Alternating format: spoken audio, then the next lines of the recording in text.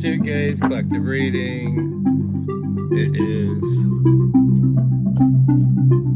Apple Corey, Tuesday, September 2nd. Knock, knock. I know it's you, Chester. So, we got September 2nd here. Do a little reading for the collective with the Steampunk Tarot deck here.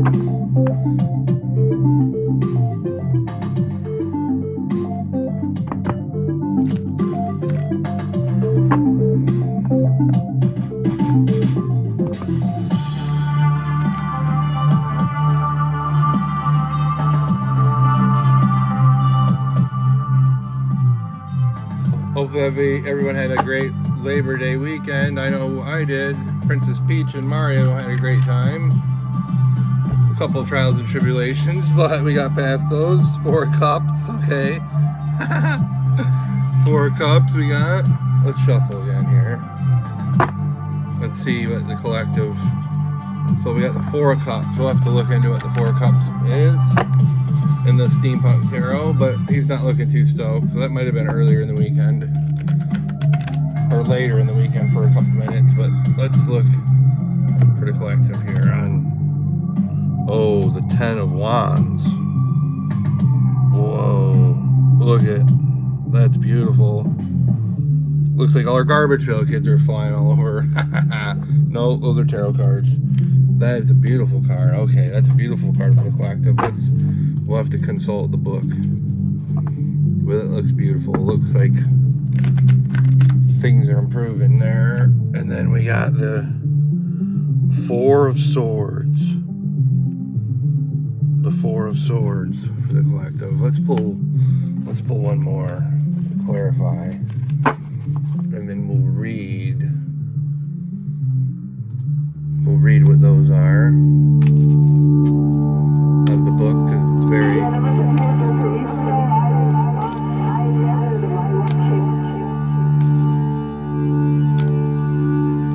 Oh, we got a flyer.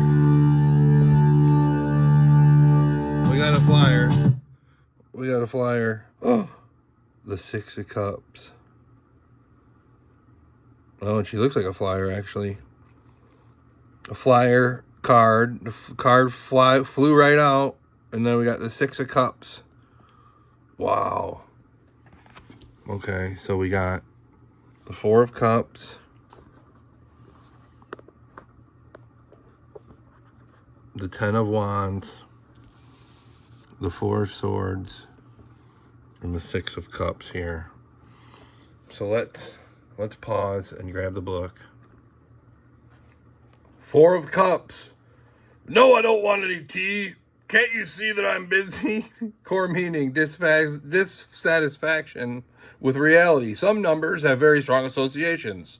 4 is such a number that it resonates with stability, sturdiness, and reliability. The 4-sided shape, the square, sometimes implies good, honest, and proper, as in a square deal. However, during the Jazz Age, came to mean stuffy or old-fashioned. It was used to describe people who didn't keep up with the cultural times. In other words, those who were culturally stagnant. The negative extreme of stability is stagnation. Let us look at the card and its depiction of this fine gentleman as he gazes upon 3 very fine chalices. He's been looking at them for a very long time. If we watch long enough, perhaps we'll see a spider spin a web off the edge of his shoe. The longer he stares, the unhappier he becomes. He is the very picture of ennui. And what ennui but emotions is stagnation? What is ennui but emotions and stagnation? Although this situation looks safe, the state can be deceptively dangerous.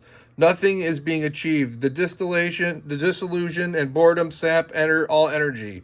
If he continues in this manner, he will feel too weary to rouse himself. Mired down in the muck of dullness, one fine friend could lose any zest for life, becoming like the living dead. Perhaps that skull on the shelf is a well-placed warning. Likely he'll never see it, though, that extraordinary chalice nearby. If you find this card in your reading, you might want to be wiser than the man in the picture and take this warning. Boredom and dissatisfaction are normal experiences in life. Life is not always thrilling. How long, though, should you brood over such disappointments? At what point does feeling listless stop being an emotion and start being a choice? Oh, this card is not a sermon. It simply lets you know that the ennui is present in the situation. What you choose to do with this information is entirely up to you. But there is a skull in the picture. So, okay, if you just get bored and you get stuck in that quagmire of boredom, which I found myself in this week, actually, I had to break myself out of it. I had to go out and do something and have fun. So break out of the stagnation collective. Don't just sit home and have your tear in your beer. You got to go out and do something, and that helped me personally. So let's look at what the beautiful Ten of Wands. I've never pulled this card. I haven't worked with this deck much. I'm starting to use it. The beautiful Ten of Wands here. So let's pause and I'll grab the book.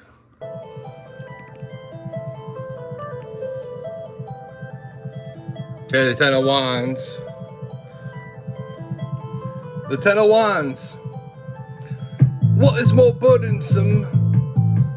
The past that is known or the future that is unknown?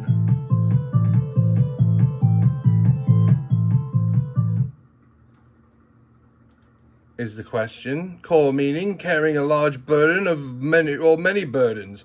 Wands, the suit representing our will, and consequently our intent, choices, and actions culminate this poignant scene of experience gained and determination discovered. She walks down the street carrying her bundle of wands, each one representing repercussions of choices she made or actions she took. The cards lighting the path behind her are face up, representing her conscious knowledge of her own past and how it has created her present situation. Both realizations weigh heavy on her, but being a creature of wands, she does not despair. On the contrary, she discovers her own inner determination, strength, and power. Shouldering what she created, her responsibility, she uses her experience to light her way forward, bravely stepping onto the next yet as to be revealed card, into the unknown. When this card turns up, it quite simply describes a burdensome time. Do not be distracted, for there is nothing simple about it. There is much for you to learn now. Although this is not the most pleasant of experiences, you should not be surprised by anything, as it is your own design. An honest look at your own actions will show you exactly how you came to this place. The Ten of Wands invites you to use your knowledge to light your way as you move ahead in your life and tap into the strength you've developed along the way. You may not be thrilled with the present, but you can make good use of it to ensure that your future is more to your liking. Okay. So things are starting to look a little better for the collective here. And now we got the Four of Swords. We got the Four of Swords. So let's play a tune here while we look up the Four of Swords.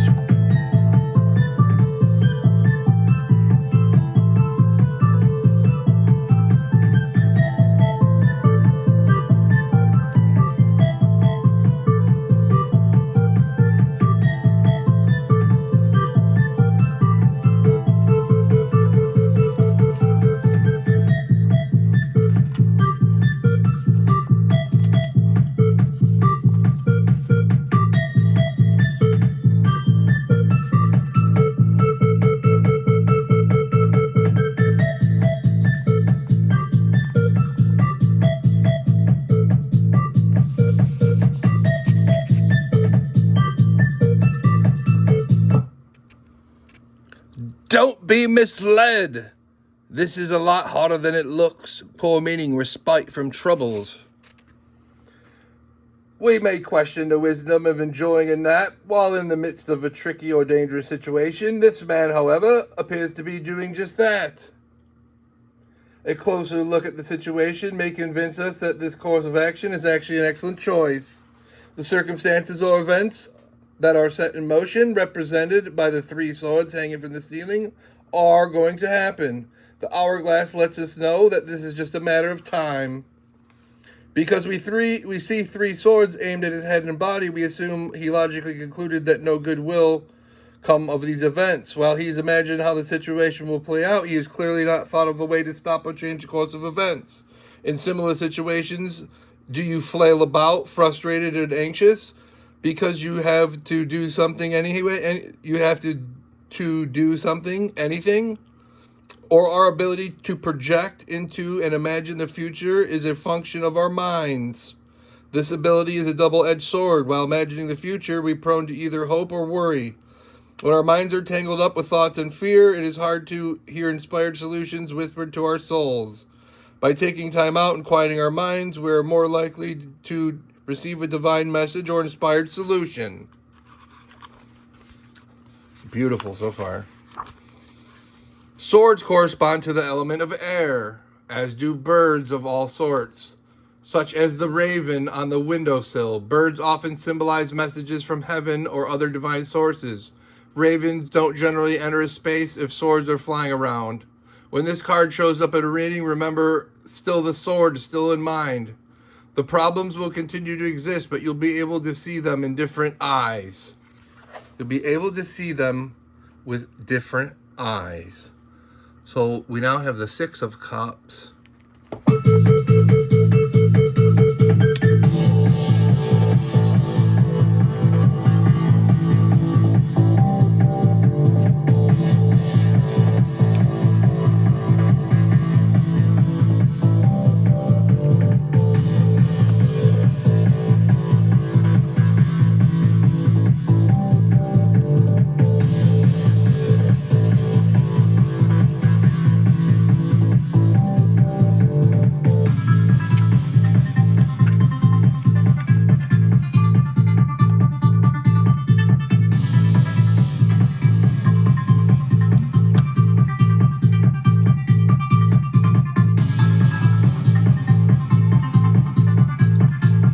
Six of Cups.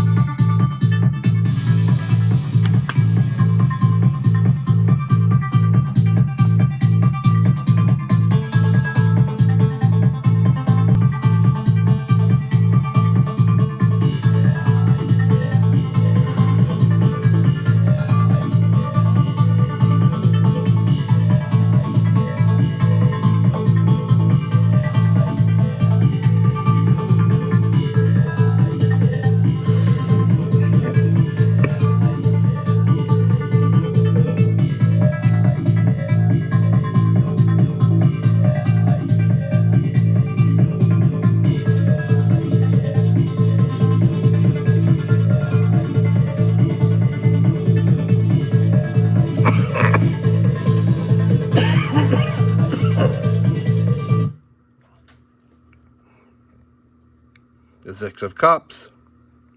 In the midst of grime and despair, the smallest act becomes unspeakably beautiful. Core meaning, happy memories. A dark corner in a reachy industrial neighborhood has a hidden oasis, a temporary flower shop. Behind ragged clothes are other unseen treasures.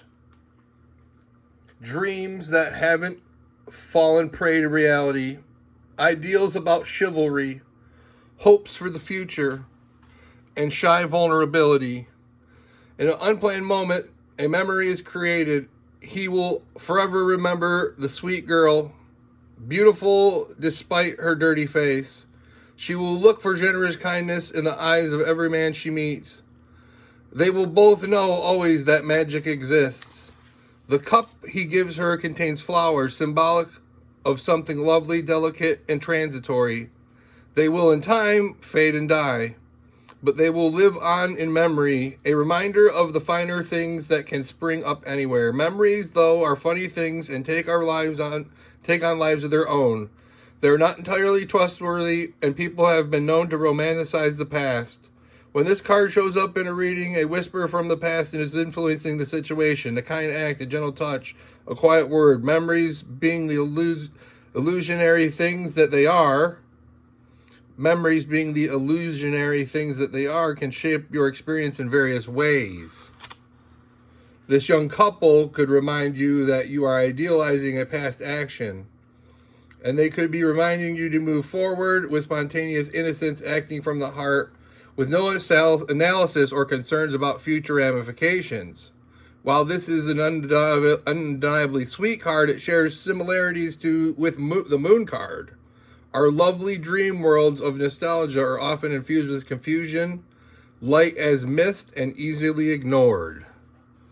Okay, so look on the past fondly, but don't let it confuse your worlds, collective.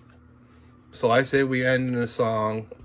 Let's end with this rest of the song here while we relax and soak in. Let these colors wash over us here, or these cards, just the imagery wash over you. I think I like this card here. I love these cards.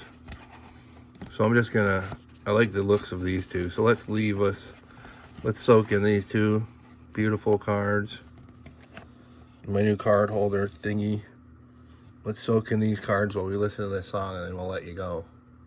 Thank you, collective. I think there's some trials and tribulations coming this week, but stay calm, stay focused, break out of your doldrums, and maybe go get somebody some flowers.